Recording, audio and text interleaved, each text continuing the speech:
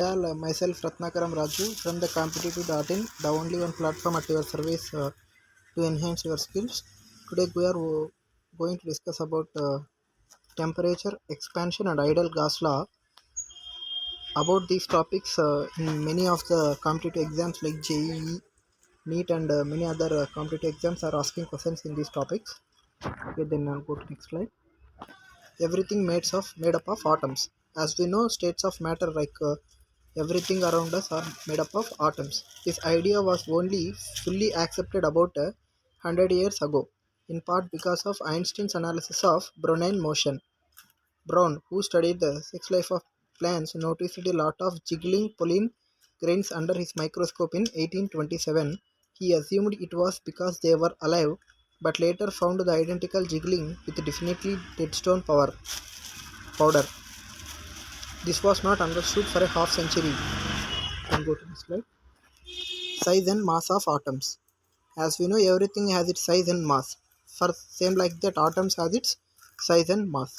The hydrogen atom is about 10 to the power of minus 10 meters across. Others are a few times bigger. Avogadro's number. It is a universally accepted number. Na is given by 6.02 into 10 to the power of 23. The number of atoms or molecules in 1 gram mole is 22.4 L, volume at normal temperature and pressure, where it is denoted by NTP. The atomic mass unit is 1.66 into 10 to the power of minus 27 kg. The mass of a molecule in atomic mass unit equal to mass of Na atoms in grams, that is 1 gram mole of HO2 is 18 grams. Note that this is just a reminder, you should be very familiar with all the from chemistry. As these are topics are very familiar to chemistry, so we need to understand what are the familiar and what are the similarities. Then go to next slide. Here is a clicker question for you all. Assume the molecules Shakespeare breathed out in his last breath, save and lighter, are now uniformly distributed throughout the atmosphere. What is the probability you breathed one in just now in your most recent breath? Here 5 options are given. First option is 1 in 10,000, second option is 1 in 1000, third option is 1 in 100, D option is fourth option is 1 in 10, and the fifth option is more likely than not.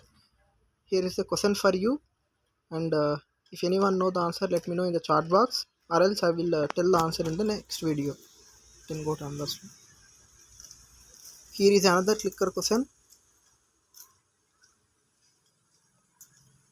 There are 6 into 10 to the power of 23 molecules in 22.4 liters, so about 3 into 10 to the power of 22 in 1 liter. The Earth atmosphere has volume 4 pi capital R square into D. Take where R equal to 6 into 10 to the power of 6 meters and D equal to 2 into 10 to the power of meters. 4 meters, this gives a volume about 10 to the power of 15 meter cube or 10 to the power of 21 L. Then go to next slide. Measuring temperature. We can tell by touch if something is hot or cold, but this is unreliable. The first serious attempt to measure temperature was by Galileo in 1597. Noted the line. The first serious attempt to measure temperature was by Galileo in 1597. It is a direct question. A glass bulb has a long thin neck, the end of the which is immersed in liquid. As the temperature varies, the gas in the bulb changes volume, sucking up a liquid or pushing it down. Then go to next slide. Here is another clicker question. Why was Galileo thermometer no good for comparing from day to day? The first option is the fluid would evaporate. The gas expansion was too small to see clearly. The third option is this instrument is also a barometer. If anyone knows the answer, let me know. Let me know in the chat box, or else I will tell the answer in next video. Then go to next slide. Thermometers. Thermometers are the device which are used to measure the temperature. Okay. Many thermometers use the expansion of liquid as measuring of temperature. You should be familiar with the two standard temperatures scales and how to convert between them. Bimetallic strips, two metals with differing expansion rates welded together, bend when heated and make very robust thermometers. Here is a centigrade and Fahrenheit thermometers are shown. where the boiling point of centigrade thermometer is 100 degrees Celsius and freezing point is 0 degrees Celsius, and where the Fahrenheit has a freezing point at 32 degrees Fahrenheit, 212 boiling point. Then go to next slide.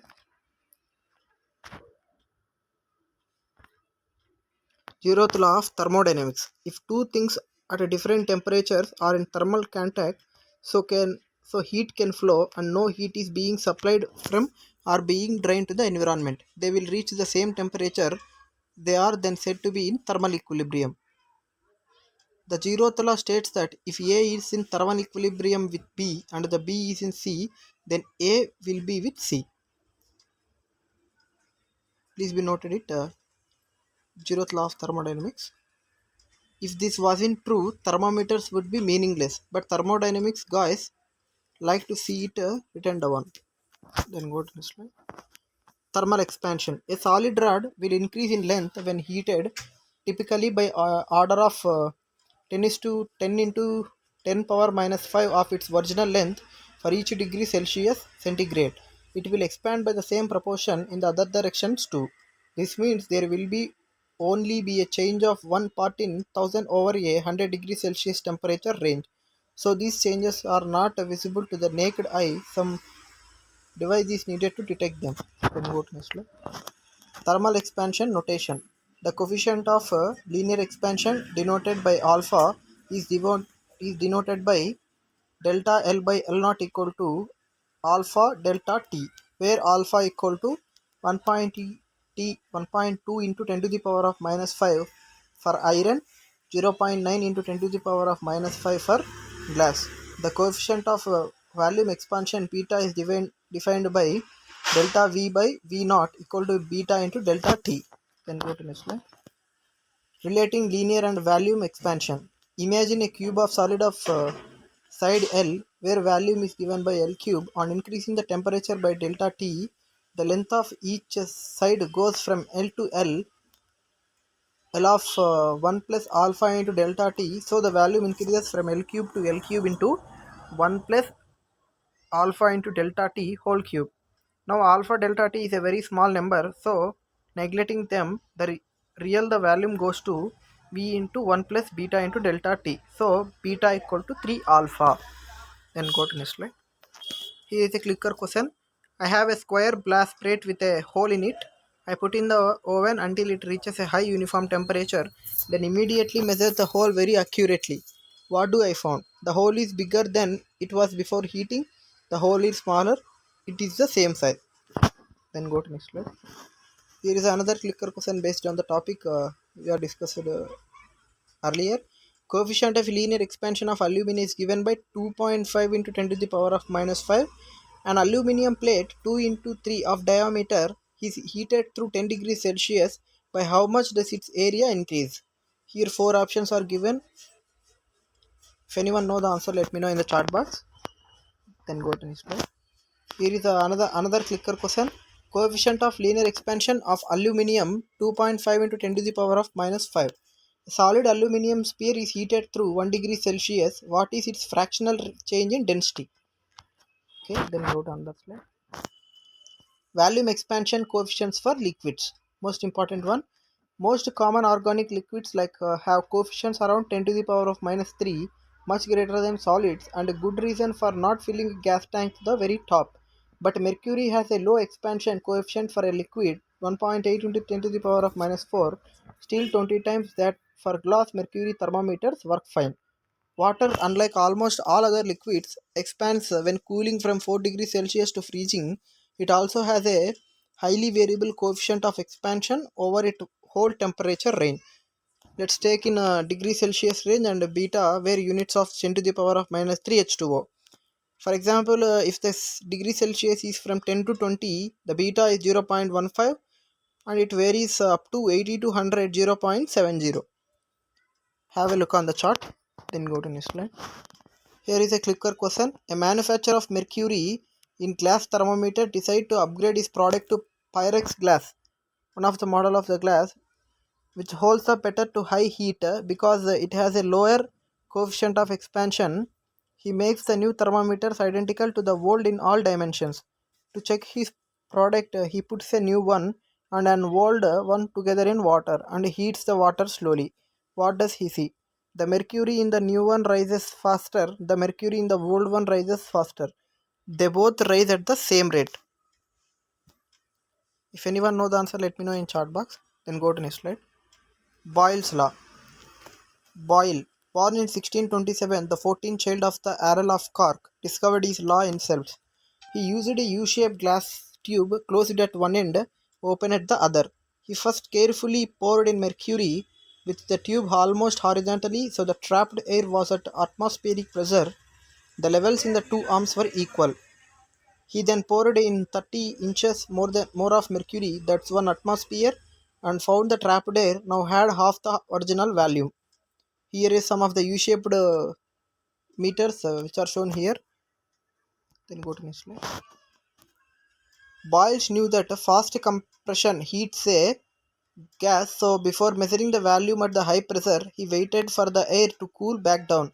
He repeated the experiment at different added pressures. He found that at constant temperature T, pressure volume equal to constant. Where we see the V along the x-axis and pressure along the y-axis, the graph is shown here. Then go to next slide.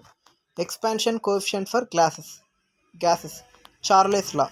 A century after Boyle, Charles discovered that at constant pressure and far from liquefaction, all gases have the same expansion coefficient in fact, where V of T degree Celsius equal to V of 0 degree Celsius equal into 1 plus T by 273. This suggests the glass volume shrinks to 0 at minus 23, but of course it liquefies first. Here is a graphs where T is taken along x-axis and volume V taken along y-axis. As from the graphs, we can say that V is directly proportional to T in kelvins. Then go to next slide. The ideal gas law. We can combine Boyle's law and Charles' law to find PV is directly proportional to T for gases well away from liquefaction. Note this also implies that at constant temperature P directly proportional to T. The standard notation for this ideal gas law is PV equal to nRT, where P is pressure, V is volume, and N is a constant, R is a universal gas constant, T is a temperature. For n moles of gas, R equal to 8.314 joules per mole into K is the universal gas constant. I hope I discovered all the topics. I hope you understand. Thank you.